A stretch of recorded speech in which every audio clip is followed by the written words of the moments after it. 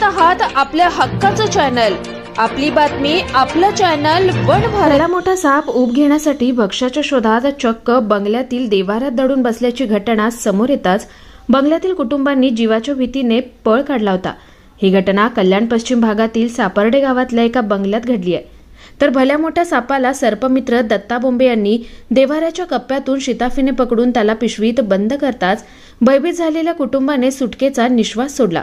विषारी बिनविषारी साप थंडीच्या दिवसात ऊब मिळावी तसेच भक्ष्याच्या शोधात मानवी वस्तीत शिरत असल्याच्या घटना थंडीच्या दिवसात सातत्याने घडतच आहेत।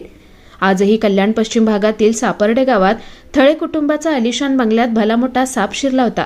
मात्र साप घरात शिरताना कोणाच्या दृष्टीत पडला नसल्यानं हा साप आधी बेडरूममध्ये त्यानंतर बंगल्यातील देव्हाऱ्यातील पूजेच्या वस्तू ठेवणाऱ्या कप्प्यात दडून बसला होता।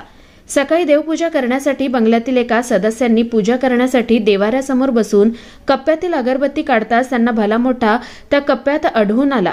हा साप पाहून ते भयभीत होऊन बंगल्यातून बाहेर पळ काढत देवाऱ्यात भला मोठा साप असल्याची माहिती इतर सदस्यांना देताच त्यांनाही बाहेर पळ काढला।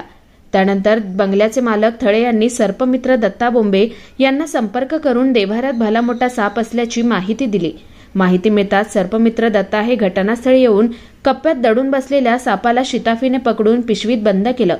साप पकडल्याचं पाहून थळे कुटुंबाने सुटकेचा निश्वास सोडला। दरम्यान हा साप धामण जातीचा असून 6 फूट लांबीचा आहे। या सापाची माहिती कल्याण विभागातील वन अधिकाऱ्यांना दिली असून त्यांच्या परवानगीने या सापाला पुन्हा निसर्गाच्या सानिध्यात सोडल्याची माहिती सर्पमित्र दत्ता बोंबे यांनी दिली आहे। आपल्या परिसरात साप दिसल्यास नजीकच्या अग्निशमन दलाच्या कार्यालयात अथवा सर्पमित्रांना याची माहिती तातडीने दिल्यास पुढील अनर्थ टळू शकतो असं आवाहन त्यांनी केलं आहे।